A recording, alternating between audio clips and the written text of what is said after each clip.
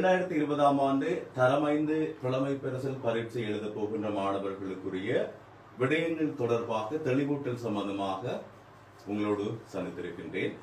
இன்றைய தினமும் பல்வேறு விடயங்கள் சம்பந்தமாக பார்க்க போகின்றோம். அதாவது இந்த புலமை பரிசில் பரீட்சையிலே எவ்வாறான விடயங்களை நாங்கள் கைக்கொள்ள வேண்டும் என்பது தொடர்பாக பார்க்க போகின்றோம். ஆரம்பத்தில் முதலாவது காணொளி மூலமாக இந்த தரம் 5 புலமை பரிசில் பரீட்சையிலே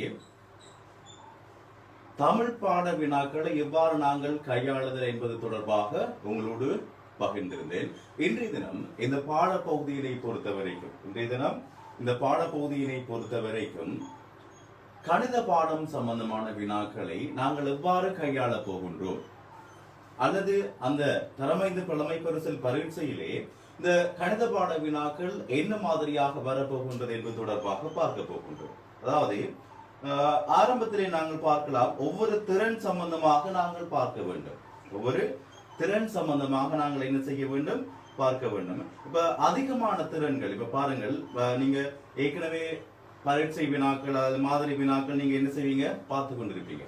அதுல நாங்க முதலாவது விடயம் பார்க்க போகின்றோம். அதாவது என்ன விடயம் அப்படின்னு சொல்லி பாத்தீங்கன்னு சொன்னா, கோளங்களினுடைய புலக்காட்சி.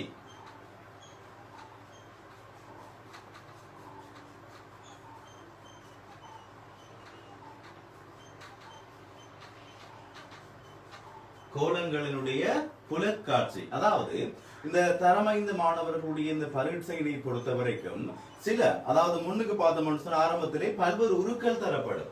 சரிதானேப்பா, நான் என்ன செய்ய போகின்றேன்னு சொன்ன இன்றைய தினம் இந்த தரம் 5 புலமை பரிசில் பரீட்சையிலே கணித பாடத்திலே என்ன மாதிரியான திறன்கள் வருகின்றது, அந்த திறன்களூடாக என்ன மாதிரியான வினாக்கள் உங்களுக்கு வருகின்றது, அந்த வினாக்களில் சில உதாரணமான வினாக்கள் மூலமாக உங்களை தெளிவிட்ட போகின்றேன். சரிதானே? ரைட். இப்ப கோளங்களின் புலக்காட்சி என்று சொல்றது எங்களுடைய புலம், அதாவது உருக்கள் தரப்படும். உதாரணமாக நான் சதுரங்களை கீறுகின்றேன். சரிதானே? உருக்கள் தரப்படும். இந்த உருக்களில் என்ன நடைபெறும், அதாவது இந்த முறை பார்த்தோம்னு சொன்னா 2020 ஆண்டு 3 தெரிவுகள், அதாவது இதற்கு முறை 4 தெரிவுகள் உள்ளடக்கப்பட்டிருந்தது. விடைக்குரிய தெரிவுகளில் இந்த 2020 ஆண்டு 3 விடை தெரிவுகள். ஆகவே 3 விடை தெரிவுகளிலேயே உங்களுக்கு தரப்பட்டிருக்கும், ஆரம்பத்திலே ஒரு உருவம் தரப்பட்டிருக்கும். அந்த உருவத்தை ஒத்த உருக்கள் எவை என்று சொல்லி கேட்கப்படும். அந்த உருவத்தை ஒத்த உருக்கள் அல்லது அதே மாதிரியான உருக்கள் அல்லது 3 உருவம் தரப்பட்டு இந்த 3 உருவங்களில் வேறுபாடாக உள்ள உருவம் அல்லது வித்தியாசமாக உள்ள உருவம் எந்த உருவம் என்று சொல்லி கேட்பாங்க. அப்ப நாங்க என்ன செய்ய வேண்டும், அங்கு தரப்பட்ட அறிவுறுத்தல்களை முதலாவது வாசிக்க வேண்டும். இப்ப இது நாங்கள் பார்த்த ஒரு திறன், இந்த தரம் 5 புலமை பரிசில் பரீட்சையில் வரப்போகின்ற ஒரு வகையான திறன். இந்த திறனை அடிப்படையாக கொண்டு அறிவுறுத்தல் தரப்படும். அதாவது 1ஆம் 2ஆம் வினாக்களை முதலாவது தரப்பட்ட உருவிற்கு பொருத்தமான உருவை தெரிவு செய்க, அல்லது 3 பல உருவங்கள் தரப்பட்டுள்ளது. இந்த 3 உருவங்களில் ஒரு உருவம் வேறுபட்டுள்ளது, அந்த வேறுபட்டுள்ள உருவை தெரிவு செய்க அப்படின்னு சொல்லி என்ன செய்யணும், வினாக்கள் கேட்கப்படும். ஆகவே நீங்க கவனிக்க வேண்டியது, அங்கு தரப்பட்ட படங்கள் அமைப்புகளை கொண்டு நீங்கள் என்ன செய்ய வேண்டும், வித்தியாசங்களை சரியாக இனம் காண வேண்டும், அல்லது ஒரே மாதிரியான ஒத்த உருக்களுடைய செயற்பாட்டை சரியாக இனம் காண வேண்டும்.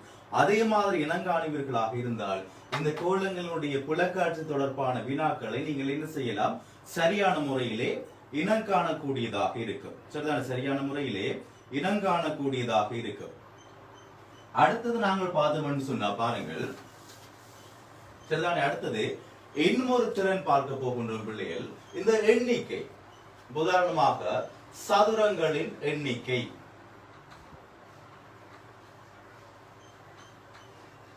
சதுரங்களின் எண்ணிக்கை.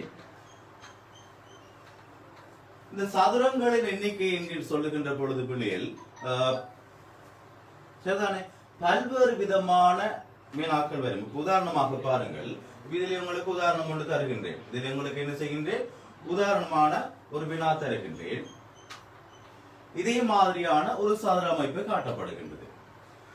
இந்த சதுரத்தினை பொறுத்த வரைக்கும் எத்தனை சதுரங்கள் உள்ளன, எத்தனை சதுரங்கள் உள்ளன,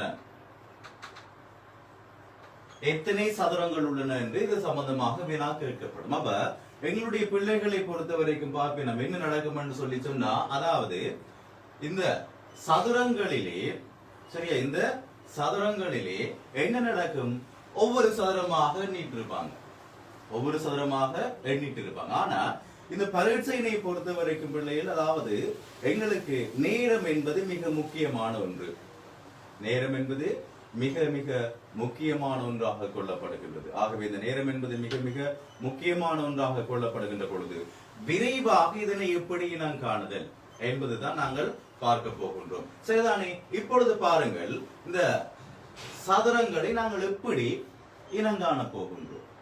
சரிதானே?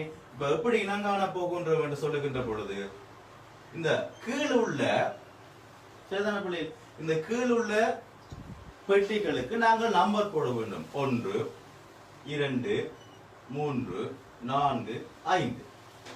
தனித்தனி எண்ணுதல் என்பது மிக கடினமான ஒரு வேலை. ஆகவே நாங்கள் என்ன செய்ய போகின்றோம், நம்பர் போட போகின்றோம். நாங்கள் என்ன செய்ய போகின்றோம், நம்பர் போட போகின்றோம். சரிதானே?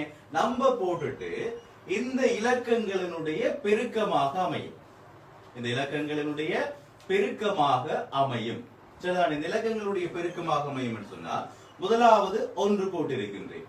அப்ப 1 பெருக்கம், இரண்டாவது 2, 2 பெருக்கம், மூன்றாவது 3 பெருக்கம், 4 பெருக்கம். இதிலே இலக்கங்களை போட்டதன் பிற்பாடு பெருக்க போகின்றோம். எண்ணூறு நிரப்பினால் 1 1 2 4 3 9 4 16 5 25. சரிதானே? கவனிக்க, சரி ஒரு தவறு, அதில் மூன்றையும் பெருக்கங்களாக இடம்பெறும். இப்ப நான் இப்ப இதிலே என்ன செய்தேன், சிறிய தவறு ஒன்று நடந்திருக்குது. அதே போல என்ன நடக்கும், சிறிய சிறிய தவறுகளையும் நீங்க விலக்கிக் கொள்ள வேண்டும். அப்ப இதை நாங்கள் என்ன செய்ய போறோம், பெருக்கங்களை கூட்ட போகின்றோம். பெருக்கங்களை என்ன செய்ய போகின்றோம், கூட்ட போகின்றோம் பிள்ளைகள். சரிதானே? 9 3 10 14 14 16 30 30 25 55 பிள்ளைகள். ஆக அதில் சதுரங்களின் எண்ணிக்கை 55 உள்ளது. ஆக இலகுவான ஒரு வழிமுறை. ஆகவே நீங்க என்ன செய்யுங்க, இதனை பார்த்துக் கொள்ளுங்கள். இலகுவான வழிமுறை.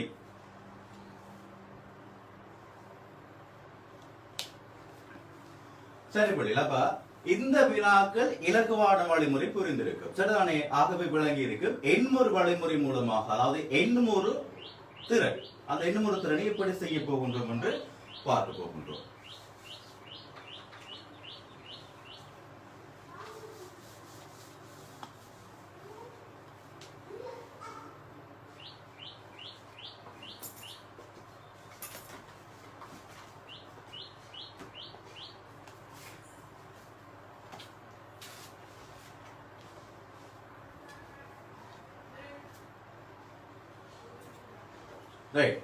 அடுத்தது பிள்ளைகள் பாருங்கள், இதே மாதிரியான ஒரு பட அமைப்பு, இதே மாதிரியான ஒரு பட அமைப்பு. இந்த பட அமைப்புக்கு நாங்கள் எவ்வாறு சதுரத்தை காண போகணும், படத்தை வடிவாக கவனியுங்கள். உங்களுக்கு நேரடியாகவே படம் தெரிகின்றது, படத்தை வடிவாக கவனியுங்கள். இந்த படத்தை வைத்துக் கொண்டு இந்த படத்தில் எத்தனை சதுரங்கள் உள்ளன என்பது தொடர்பாக நாங்கள் பார்க்க போகின்றோம்.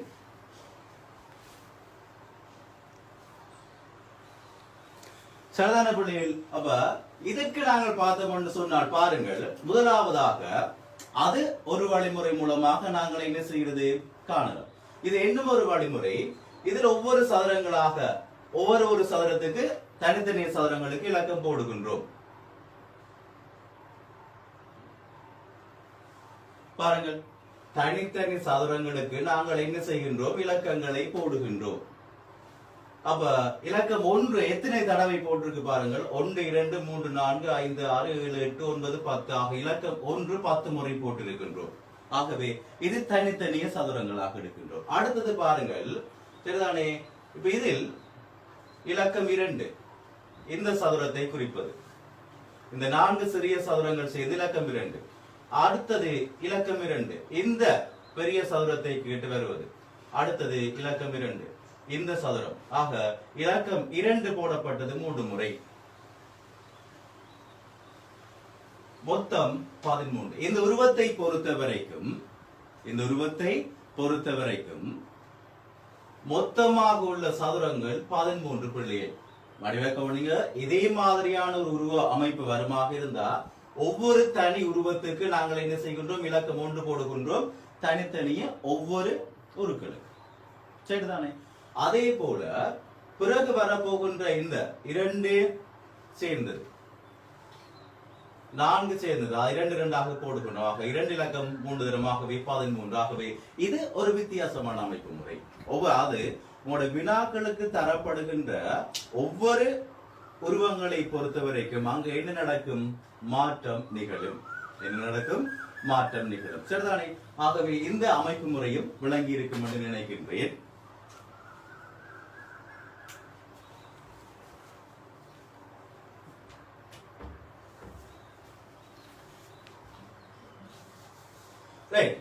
கவனிங்க, இந்த தீர்வு மீடியா ஊடக வேலையமைப்பினுடைய இந்த கல்வி பயணம் என்கின்ற பகுதியிலே இணைந்திருக்கின்றோம்.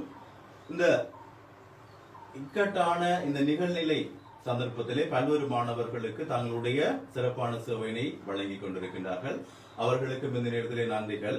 அதனால நாங்கள் அடுத்து பார்க்க போறபடியும் இந்த கணித பாடம், அதாவது தரம் 5 புலமை பரிசில் பரீட்சையிலே வருகின்ற கணித பாடம் சம்பந்தமான வினாக்களுடைய தெளிவூட்டல் இலகுவான வழிமுறைகள் பார்த்துக் கொண்டிருக்கின்றோம். நாங்கள் அடுத்தது பார்க்க போறது பாருங்க, தசாப்தம், நூற்றாண்டு காணல். என்ன காண போறோம் பிள்ளைகள்? தசாப்தம், நூற்றாண்டு காண போறோம். இப்ப நூற்றாண்டு என்பது 100 ஆண்டுகளை குறிப்பது. 100 ஆண்டுகள் நூற்றாண்டு. தசாப்தம் என்பது 10 ஆண்டுகள். தசாப்தம் என்பது 10 ஆண்டுகள். ஆகவே ஒரு நூற்றாண்டில் 10 தசாப்தம் வரும். பாருங்க, உதாரணமாக 1 தொடக்கம் 10, 11 தொடக்கம் 20, 21 தொடக்கம் 30, 31 தொடக்கம் 40, 41 தொடக்கம் 50, 51 தொடக்கம் 60, 61 தொடக்கம் 70, 71 தொடக்கம் 80, 81 தொடக்கம் 90, 91 தொடக்கம் 100. இது ஏன் போட்டிருக்கிறேன்னு சொன்னா 10 ஆண்டுகளாக பிரிக்கப்படுகின்றது தசாப்தம். ரைட். இப்ப உதாரணமாக ஒரு ஆண்டு தருகின்றேன், 1758. இந்த 1758 என்பது எத்தனையாம் நூற்றாண்டின் எத்தனையாம் தசாப்தம் என்று சொல்லி நாங்கள் பார்க்க வேண்டும்.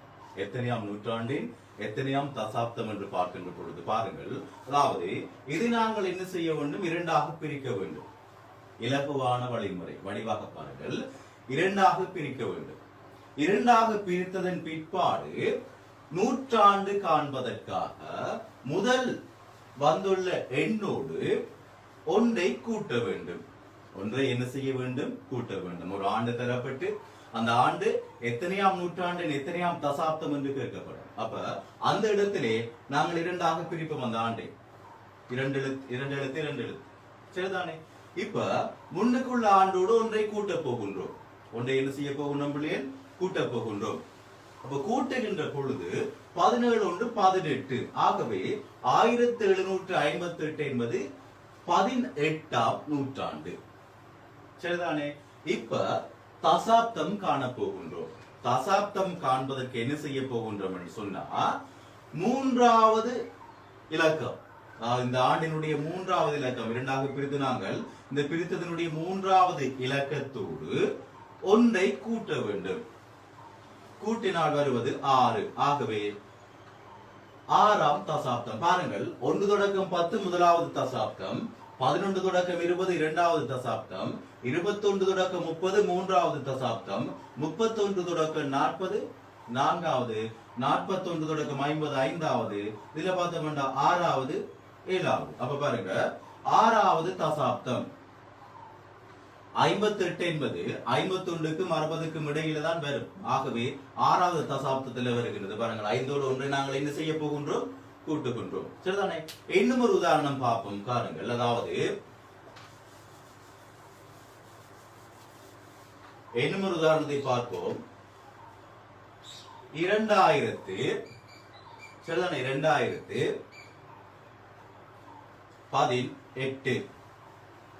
2018 என்பது எத்தனையாம் நூற்றாண்டின் எத்தனையாம் தசாப்தம் என்று காண்பதற்கு நாங்கள் என்ன செய்ய போகின்றோம்? இரண்டாக பிரிக்க போகின்றோம். நூற்றாண்டு காண்பதற்கு, நூற்றாண்டை சரியாக இனம் காண்பதற்கு என்ன செய்ய போகின்றோம் என்று சொன்ன பிள்ளைகள், இந்த இலக்கத்தோடு முதல் இலக்கத்தோடு ஒன்றை கூட்டுவோம். சரிதானே? முதல் இலக்கத்தோடு ஒன்றை கூட்டுவோம். முதல் இலக்கத்தோடு ஒன்றை கூட்டுகின்ற பொழுது 21. சரி, ஆக 2018 21ஆம் நூற்றாண்டிற்குரிய ஆண்டு. தசாப்தம் காண்பதற்கு நான் ஏற்கனவே குறிப்பிட்டது போல மூன்றாவது இலக்கத்தோடு ஒன்றை கூட்ட வேண்டும். மூன்றாவது இலக்கத்தோடு ஒன்றை கூட்ட வேண்டும். கூட்டுகின்ற பொழுது 2. ஆகவே 2018 என்பது பாருங்கள், 18 இரண்டாவது தசாப்தத்தில் உள்ளடக்கப்படுகின்றது.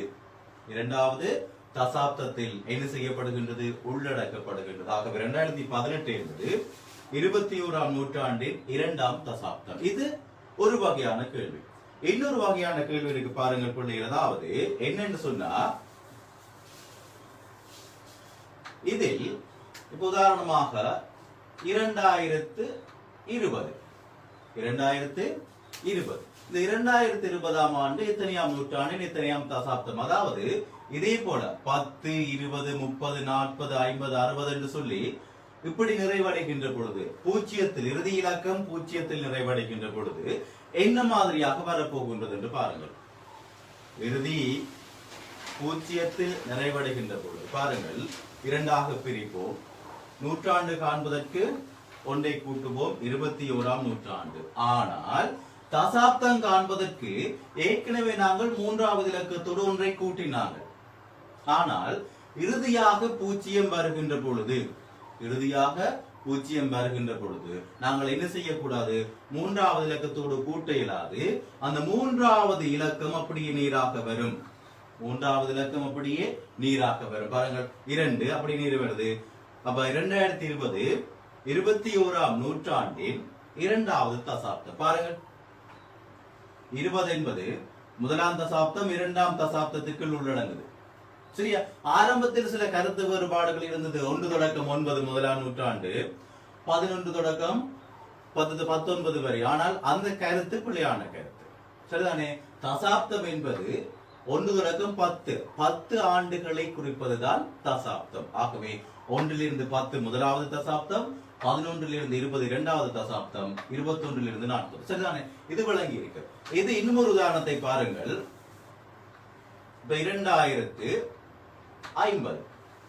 2050ஆம் ஆண்டு எத்தனையாம் நூற்றாண்டின் எத்தனையாம் தசாப்தம் என்றால், நூற்றாண்டு காண ஒன்றை கூட்டுவோம், 21ஆம் நூற்றாண்டு.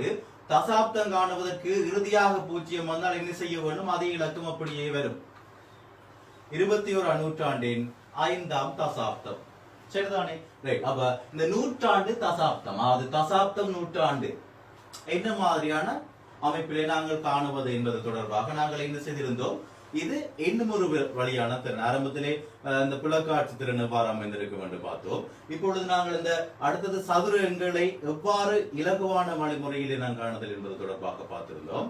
இன்னும் ஒரு திறன் பார்த்திருந்தோம், இந்த தசாப்தம் நூற்றாண்டு காணுதல் என்பதை என்ன மாதிரியான இலகுவான வழிமுறையில் நாங்கள் பார்க்கலாம் என்று சொல்லி என்ன செய்திருக்கின்றோம்? பார்த்திருக்கின்றோம். சரி, இன்னும் ஒரு திறனுக்கு போவோம்.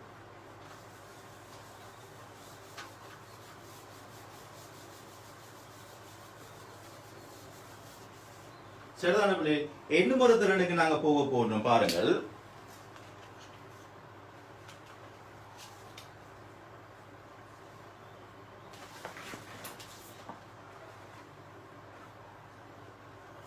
இதை பார்த்ததும் உங்களுக்கு விளங்கும். பாருங்கள், அதாவது எண்கோள அமைப்பு முறை. சரிதானே? எண்கோள அமைப்பு முறை.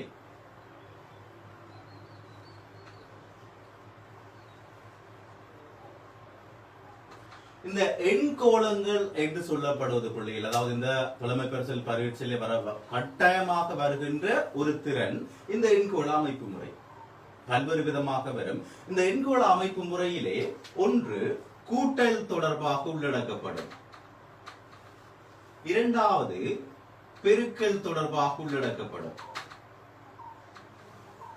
இல்லாவிட்டால் கழித்தல் வகுத்தல். சரிதான பிள்ளைகள்? அப்ப இந்த எண்கோளங்கள் என்ற திறனிலே இந்த 4 விடயங்களும் முக்கியமாக உள்ளடக்கப்படும், வெவ்வேறு விதமாக உள்ளடக்கப்படும். இப்ப இந்த திறன்களை கொண்டு இந்த உதாரணமான ஒரு வினாவை பார்ப்போம். பாருங்கள், இதே மாதிரியான சாதன அமைப்புக்குள்ளே எண்கள் தரப்பட்டிருக்கின்றது. இந்த இடத்திலே எங்களுக்கு வினா கேட்கப்பட்டிருக்கின்றது கேள்வி. ஆக இந்த இடத்திலே சில பேர் உடனடியாக அவதானிக்க கூடியதாக இருக்கும். சில பிள்ளைகள் என்ன செய்வார்கள், கொஞ்சம் நேரம் எடுக்கும். அப்ப நாங்க என்ன செய்யணும், இந்த திறன்களை உடனடியாக கொண்டு வரணும். கூட்டல் இருக்குமா, கழித்தல் இருக்குமா, வகுத்தல் இருக்குமான்னு சொல்லி நாங்க என்ன செய்யணும், அந்த இடத்துல உடனடியாக எடுக்கக்கூடிய மாதிரியாக, முடிவினை எடுக்கக்கூடிய மாதிரியாக இருக்கணும். இப்ப பாருங்கள் 14, 18. அப்ப இந்த இடத்திலே பொதுவான ஒரு இலக்கங்கள் இருக்கும். சரிதானே? உப இலக்கங்கள் இருந்தாலும் பிள்ளைகள் பிரதானமான ஒரு இலக்கம் இருக்கும். அந்த பிரதானமான இலக்கத்துக்கும் ஏனைய உப இலக்கங்களுக்கும் இடையிலான தொடர்பினை நாங்கள் இனம் காண வேண்டும். இப்ப உதாரணமாக இந்த பிரதானமான இலக்கங்களுக்கு இடையிலே வெளியில் உள்ள இலக்க தொடர்பினை இனங்கண்டால் பாருங்கள், 4 3 7, 5 2 7, 7 7 கூட்டினால் 14. பாருங்களப்ப, ஒரு இலகுவான வழிமுறை. ஆனால் எங்களுக்கு என்ன செய்யல, நான் சொல்லுகின்ற பொழுது உங்களுக்கு இலகுவாக இருக்கலாம். ஆனால் அந்த இடத்திலே விரைவாக நாங்கள் இதனை அவதானிக்க வேண்டும். இங்கே பார்த்தோம்டா கூட்டல் தொடர்பான ஒரு பொறிமுறை வருகின்றது. அதே போல இங்கே என்ன செயற்பாட்டை மேற்கொண்டோமோ அதே போன்றது ஒரு செயற்பாடுதான் இங்கேயும் வர வேண்டும். அதே போன்றது ஒரு செயற்பாடுதான் வினா கேட்கப்பட்ட பகுதியிலையும் உள்ளடங்க வேண்டும். சரிதானே? ரைட். அப்ப 5 4 9, 6 3 9, 9 9 கூட்டினா 18. ஆகவே சுற்றி வர உள்ள இலக்கங்களை கூட்டி பிரதான இலக்கம் வருகின்றது. சரிதானே? நான் சுற்றி வர இலக்கங்களை சேர்த்து கூட்டாமல் 2 2 இலக்கமாக கூட்டி தெளிவாக தெரிய வைக்கின்றேன். இப்ப இதை பாருங்கள், 6ஐயும் 5ஐயும் கூட்ட வேண்டும், 7ஐயும் 4ஐயும் கூட்ட வேண்டும். 6ஐயும் 5ஐயும் கூட்டினால் 11, 7ஐயும் 4ஐயும் கூட்டினால் 11. அப்ப 4 இலக்கங்களையும் கூட்டுகின்ற பொழுது 11 11 22. அப்ப இதுல வரப்போகின்ற விடை 22. உங்களுக்கு என்ன செய்யும், இதே மாதிரியான ஒரு வினா கேட்கப்பட்டு கீழே 3 தெரிவு விடைகள் உள்ளடக்கப்படும். சரிதான்? இந்த முறை 3 தெரிவுகள் தான் உள்ளடக்கப்படும். அப்ப அந்த 3 தெரிவுகளில் நீங்கள் என்ன செய்யணும், விரைவாக அதனை இனங்காணக்கூடிய மாதிரி என்ன செய்ய வேண்டும், இருக்க வேண்டும். ஆகவே இந்த எண்கோள அமைப்பு முறை என்பது இதே மாதிரியான கூட்டலாக இருக்கலாம், பெருக்கலாக இருக்கலாம், கழித்தல், வகுத்தல் என்று சொல்லி அந்த திறன்களை கொண்டிருக்கும். ஆனால் அந்த சந்தர்ப்பத்தில் எங்களுக்கு மிக மிக தேவையான ஒன்று, எவ்வகையான திறன் உள்ளடக்கப்பட்டுள்ளது என்பதைத்தான் நாங்கள் என்ன செய்ய வேண்டும், அவதானிக்க வேண்டும். சரிதானே? ரைட். அப்ப இன்னும் ஒரு எண்கோள அமைப்பு முறையினை பார்ப்போம்.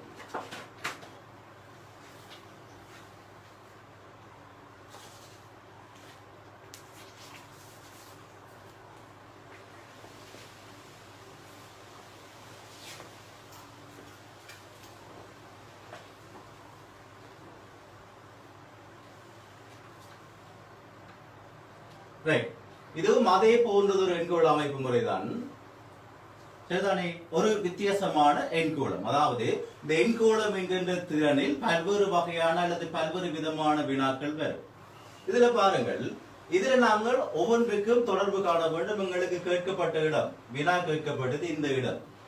பிரதானமான இலக்கங்கள் இருக்கு பாருங்கள். சில சில இடங்களை பொறுத்து நாங்கள் பிரதானமான இலக்கம் என்று சொல்லி நாங்கள் முடிவெடுக்கலாம்.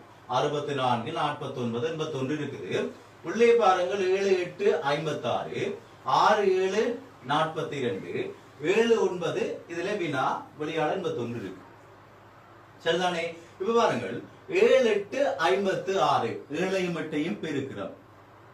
அப்ப 7 8 56. அப்ப இந்த 3 இலக்கங்களுக்கு இடையிலான தொடர்பு சரி. அப்ப 3 இலக்கங்களுக்கு இடையிலான தொடர்பு சரியாக இருக்கின்ற பொழுது இந்த இலக்கம் எவ்வாறு வருகின்றது என்று சொல்லி நாங்க காண வேண்டும். இதன் பெருக்கமாக அமைகின்றது. அதாவது 7 8 56 போடுகின்றோம், சரியாக அமைகின்றது. இந்த 8இன் பெருக்கம் 8 64. இங்க என்ன செயற்பாட்டை செய்தோமோ அதே செயற்பாடு இங்கே வரப்போகின்றது. 6 7 42, 7 பெருக்கம் 7 7 49 சரியாக அமைகின்றது. அதே செயற்பாட்டை இங்கே செய்ய போகின்றோம். 7 9 63 99 81.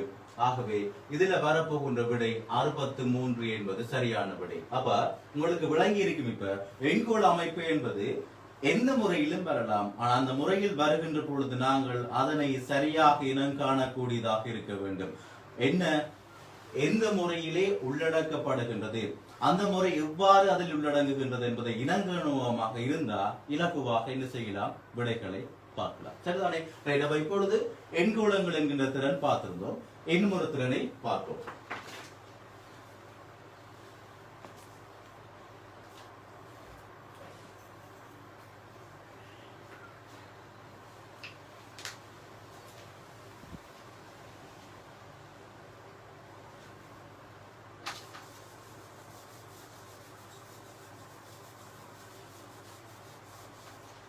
சரி, இப்ப பாருங்க, இதுல இன்னும் ஒரு வகையான வினா இருக்கின்றது. இதிலே படம் ஒன்று தரப்பட்டிருக்கின்றது. சரிதானே? இந்த படம் உங்களுக்கு தெரிந்திருக்கு. நிறைய இடங்களில் நீங்கள் பார்த்திருப்பீர்கள், பாடசாலைகளில் படிக்கின்ற சந்தர்ப்பத்திலே பார்த்திருப்பீர்கள். இந்த படம் ஒரு தாயக்கட்டை அமைப்பிலாக இருக்கும். சரிதான்? தாயக்கட்டை அமைப்பிலாக இருக்கும். சரிதானே? தாயக்கட்டை அமைப்பிலாக இருக்கும் என்று சொல்லுகின்ற அதே நேரம் தான் எங்களுக்கு இந்த தாயக்கட்டை கேள்வி என்பது இந்த புலமை பரிசில் பரீட்சையை பொறுத்த வரைக்கும் அதிகமான மாணவர்கள் கொஞ்சம் விளைவிடுகின்ற ஒரு வினா. இன்றைய தினம் அது தொடர்பான அதிகமான விளக்கங்கள் உங்களுக்கு இருக்கின்றது. தொடர்ந்து இணைந்திருங்கள். இப்ப இதுல பார்த்தோம்னு சொன்னா இது ஒரு அமைப்பு தரப்படுகின்றது.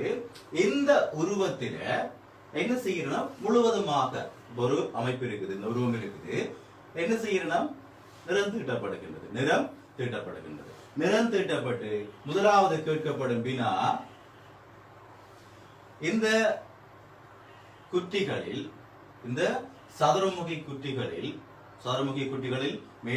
மேற்புறமாக நிறம் தீட்டப்பட்டதன் பின்பு ஒரு புறத்திற்கு அல்லது ஒரு பக்கத்திற்கு நிறந்தீட்டப்பட்ட குட்டிகள் எத்தனை என்று சொல்லி கேட்கப்படும். இது முதலாவது வினா. இந்த உருவை வைத்துக் கொண்டு வருகின்ற முதலாவது வினா. இதிலே பார்த்தோம்னு சொன்னா ஒரு புறத்துக்கு மட்டும் நிறந்தீட்டப்பட்ட சிறிய சதுரமுகி குட்டி எத்தனை என்று கேட்பாங்க. இதுல பாத்தீங்கன்னு சொன்னா பிள்ளைகள் அநேகமாக இந்த ஒரு புறத்துக்கு மட்டும் நிறந்தீட்டப்பட்டது என்று சொல்லி பார்க்க நாங்க முதலாவது என்ன செய்யணும், எத்தனை பக்கங்கள் இருக்குதுன்னு சொல்லி பார்ப்போம். எத்தனை பக்கங்கள் இருக்கு சதுரமுகிக்கு உங்களுக்கு தெரியும் பிள்ளைகள், எத்தனை 6 பக்கங்கள் இருக்குது. ஒரு புறம் கேட்கின்ற பொழுது 6 தர 1 வடிவ விளங்கி கொடுங்க பிள்ளைகள். இப்படியான ஒரு உருவம் தந்துட்டு ஒரு புறம், அதாவது ஒரு பக்கம் மட்டும் வர்ணம் பூசப்பட்ட சிறிய சதுரமுகி குட்டிகள் எத்தனை என்று சொல்லி கேட்டால் மொத்த பக்கத்தை 1ஆல பெருக்குவோம், 6. ஆக ஒரு பக்கம் நிறந்திடப்பட்ட சதுரமுகி குட்டிகள் 6 தான் உள்ளது. ஏன்னா பாருங்க, இந்த நடுவில் உள்ள அமைப்பு, இந்த அமைப்பு, அதாவது நான் நிறந்திட்டுகின்றேன், இந்த சதுரமுகி சிறிய சதுரமுகிக்கு மட்டும்தான் ஒரு பக்கம் நிலட்டப்பட்டிருக்கும், வர்ணம் பூசப்பட்டிருக்கும். மற்ற குட்டிகள் சிறிய சதுரமுகி குட்டிகள் எல்லாத்துக்கும் ஒரு பக்கம். அப்ப ஒரு பக்கத்திலே 1 தான் வரும், இந்த பக்கத்திலே 1. ஆகவே ஒவ்வொரு பக்கத்திலேயும் ஒரு குட்டிகள் மட்டும் வரும். ஆகவேதான் 6 பக்கத்தை 1ஆல் பெருக்கினார். சரிதானே? ரைட். இரண்டாவது கேள்வி, இதை வைத்துக் கொண்டு வருகின்ற இரண்டாவது கேள்வி பாருங்கள். அதாவது சரிதானே, 3 பக்கமும் அல்லது 3 புறமும் மட்டும், 3 புறம் மட்டும் நிறந்தீட்டப்பட்ட சிறிய சதுரமுகி குட்டிகள் எத்தனை? அப்ப இது முழுவதுமாக நிறத்தை தீட்டுகின்ற பொழுது அந்த சிறிய சதுரமுகி குட்டிகளை பிறகு எடுத்து பார்க்கின்ற பொழுது ஒரு விளங்கு. சரிதானே? இப்ப பாருங்கள், 3 பக்கம் என்று சொன்னா 3 பக்கங்களை கேட்கின்ற பொழுது இந்த சதுரமுகியினுடைய உச்சிகளை நீங்கள் அவதானிக்க வேண்டும்.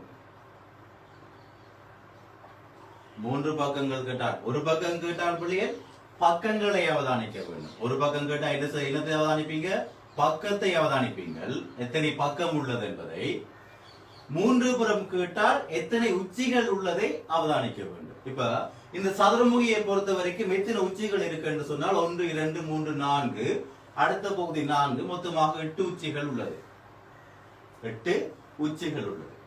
இந்த 8 உச்சிகளை ஒன்றால் பெருக்கினால் வரும். 8 உச்சிகளை ஒன்றால் பெருக்கினால் வரும். ஏன்னு சொன்னா பாருங்க, இந்த உச்சியில் உள்ள சிறிய சதுரமுகி குற்றிகள் தான் 3 பக்கமும் வர்ணம் பூசப்பட்டதாக இருக்கும். வடிவா விளங்கி கொடுங்க புள்ளிகள். அப்ப ஒரு புறம் கேட்டால் பக்கத்தை ஒன்றால் பெருக்க வேண்டும். 3 புறம் கேட்டால் உச்சிகளை 3ஆல் பெருக்க வேண்டும். சரியா, உச்சிகளை 3ஆல் பெருக்க வேண்டும். அடுத்த மூன்றாவது 2 புறம் இந்த பெரிய சதுரமுகி குற்றிகளுக்கு முழுவதுமாக சதுரமுகி குற்றிக்கு முழுவதுமாக வர்ணம் பூசுகின்ற பொழுது சிறிய சதுரமுகி குற்றிகள் 2 பக்கம் வர்ணம் பூசப்பட்ட குற்றிகள் எத்தனை என்று கேட்டா 1 கேட்டா பக்கம், 3 புறம் கேட்டா உச்சிகளை ஒன்றால் பெருக்க வேண்டும். 2 புறம் கேட்டால் நீங்கள் எதனை பெருக்க வேண்டும் என்று சொன்னா விளிம்புகள்.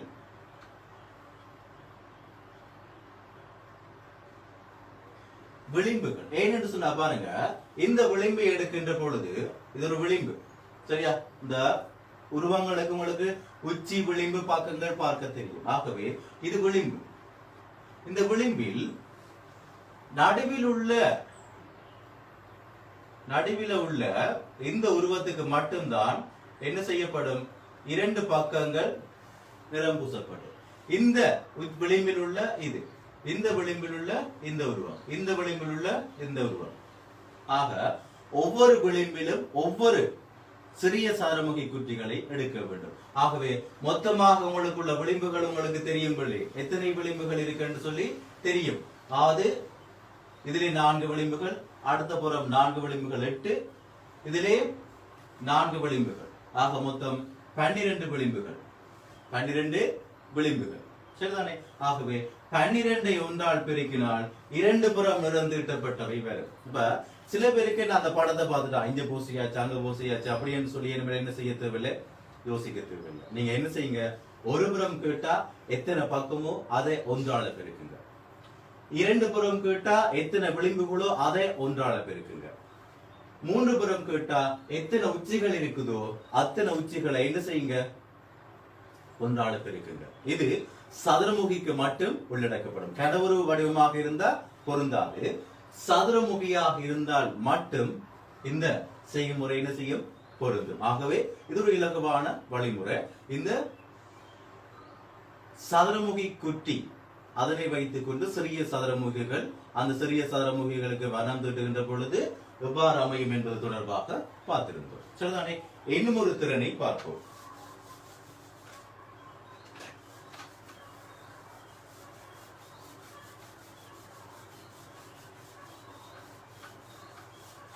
சரிதானே? கவனிங்க, இன்னும் ஒரு திறனை பார்ப்போம்.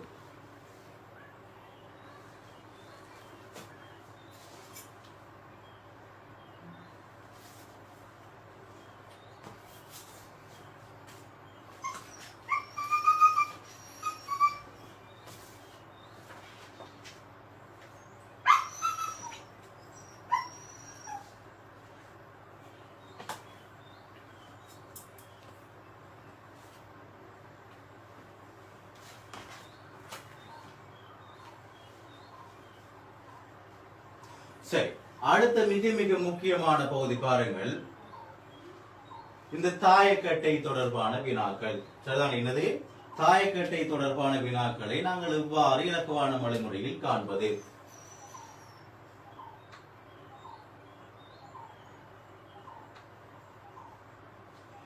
இதுதான் மிக மிக முக்கியமான பகுதிக்குள்ளே. இப்ப இது தாயக்கட்டையை நீ தந்து விட்டு என்ன வினாக்கள் கேட்பார்கள். சரிதானே? உதாரணமாக ஒன்றிற்கு எதிரே உள்ள இலக்கம்,